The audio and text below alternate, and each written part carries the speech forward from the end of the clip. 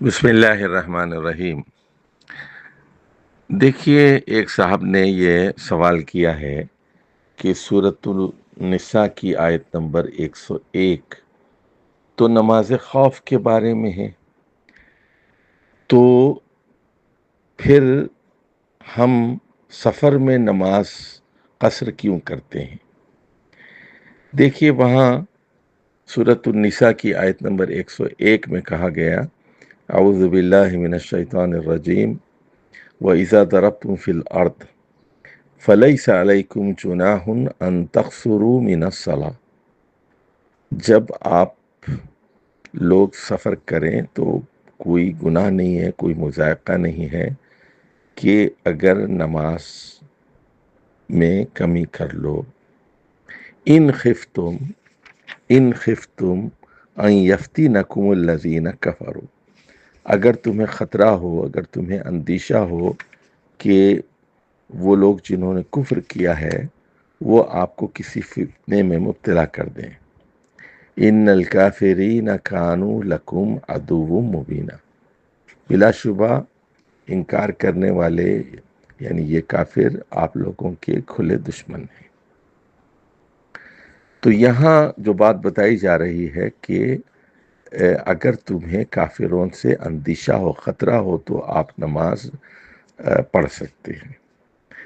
دیکھیے، صحیح مسلم میں حضرت عبداللہ بن عباس سے حدیث روایت ہوئی ہے کہ وہ فرماتے ہیں کہ اللہ کے نبی صلی اللہ علیہ وسلم نے حضر میں 4 رکعت، سفر میں 2 رکعت اور خوف میں 1 رکعت نماز فرض کی ہے۔ اچھا، اب صلاۃ خوف کے سلسلے میں یہ بات یاد رکھ لیجئے کہ نبی کریم صلی اللہ علیہ وسلم نے حضرت عبداللہ بن انیس رضی اللہ تعالیٰ عنہ کو خالد بن سفیان کے قتل کے لیے بھیجا، کیونکہ وہ رسول اللہ صلی اللہ علیہ وسلم کے خلاف جنگ کے لیے تیاری کر رہا تھا۔ تو حضرت عبداللہ بن انیس وہاں پہنچے تو عصر کا وقت تھا، انہوں نے جاتے جاتے ہی نماز پڑھ لی۔ یہ نماز پیدل بھی پڑھی جا سکتی ہے، سواری پر بھی پڑھی جا سکتی ہے، اشارے سے بھی پڑھی جا سکتی ہے، جیسا کہ سورہ بقرہ میں اس کا ذکر ہوا ہے، اور اس کی اجازت ہے۔ تو اس کا ذکر ابو داؤد کی حدیث نمبر 1249 میں ہوا ہے۔ اب اسی آیت سے استدلال کیا جاتا ہے سفر پر۔ تو ایک شخص نے حضرت عمر سے سوال کیا کہ ہم سفر کر رہے ہیں، قرآن میں تو خوف کا ذکر ہے۔ تو حضرت عمر نے کہا کہ مجھے بھی تمہاری طرح تعجب ہوا تھا، تو میں نے رسول اللہ صلی اللہ علیہ وسلم سے اس کا ذکر کیا، اور یہ صحیح مسلم کی حدیث ہے۔ تو رسول اللہ صلی اللہ علیہ وسلم نے جواب یہ دیا کہ دیکھو، سفر میں بھی نماز مختصر کر دی گئی ہے، یہ ایک صدقہ ہے جو اللہ نے تم پر کیا ہے، لہٰذا تم اس صدقے کو قبول کرو، اس صدقے کو قبول کرو۔ اب دیکھیے سنت رسول اللہ صلی اللہ علیہ وسلم کی کہ آپ صلی اللہ علیہ وسلم 8 ہجری میں مدینے سے مکہ گئے اور کوئی خوف نہیں تھا، لیکن راستہ تمام آپ نے 2 رکعت ہی پڑھی، سوائے مغرب کے 3 رکعت کی۔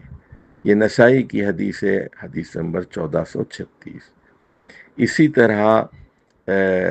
اسی طرح صحیح بخاری کی حدیث نمبر 1081 ہے کہ رسول اللہ صلی اللہ علیہ وسلم نے مکے میں 10 دن قیام کیا، اور راستے میں بھی اور وہاں بھی آپ قصر کرتے رہے۔ اسی طرح دیکھیے کہ جب آپ تبوک کے لیے گئے تھے تو آپ نے وہاں 19 دن قیام کیا، جیسا کہ صحیح بخاری کی حدیث ہے 4298، اور وہاں 20 دن ٹھہرے رہے اور نماز قصر کرتے رہے۔ یہ مسند امام احمد کی یہ حدیث ہے۔ تو ان احادیث سے جو بات معلوم ہوئی کہ سنت یہی ہے کہ صلاۃ خوف کی طرح سفر میں بھی قصر کیا جائے گا، یعنی صلاۃ خوف کی طرح، حالانکہ سفر میں چاہے خوف ہو یا نہ ہو، یہ ایک رخصت ہے جو اللہ تعالیٰ کی طرف سے، اللہ تعالیٰ کے رسول صلی اللہ علیہ وسلم کی طرف سے عطا کی گئی ہے، تو اس کو قبول کرنا چاہیے۔ اور یعنی حدیث یہی ہے نا کہ اس صدقے کو قبول کرو، تو اسی لیے بظاہر لا فلیس علیکم جناح کے الفاظ سے یہ معلوم ہوتا ہے کہ کوئی گناہ نہیں ہے کہ تم قصر کر لو، لیکن پوری نماز نہیں پڑھنا چاہیے، بلکہ قصر ہی کرنا چاہیے۔ اور اسی لیے امام شافعی، امام احمد بن حنبل اور سب لوگوں نے کہا یہی ہے کہ افضل ہی یہی ہے کہ قصر کیا جائے خوف کی حالت میں، اور سفر کی حالت میں تو لازماً کیا جائے۔ اور دیکھیے، سفر میں دو باتوں کو ذرا سمجھ لیجئے کہ رسول اللہ صلی اللہ علیہ وسلم سے یہ ثابت نہیں ہے کہ آپ نے سفر میں فرض نماز سے پہلے یا بعد یا درمیان میں کوئی سنتیں ادا کی ہیں، لیکن دو سنتیں ایسی ہیں جو آپ سفر میں بھی نہیں چھوڑتے تھے، ایک فجر کی دو سنتیں اور دوسرے رات کی آخری نماز وتر، یہ نہیں جوڑا کرتے تھے۔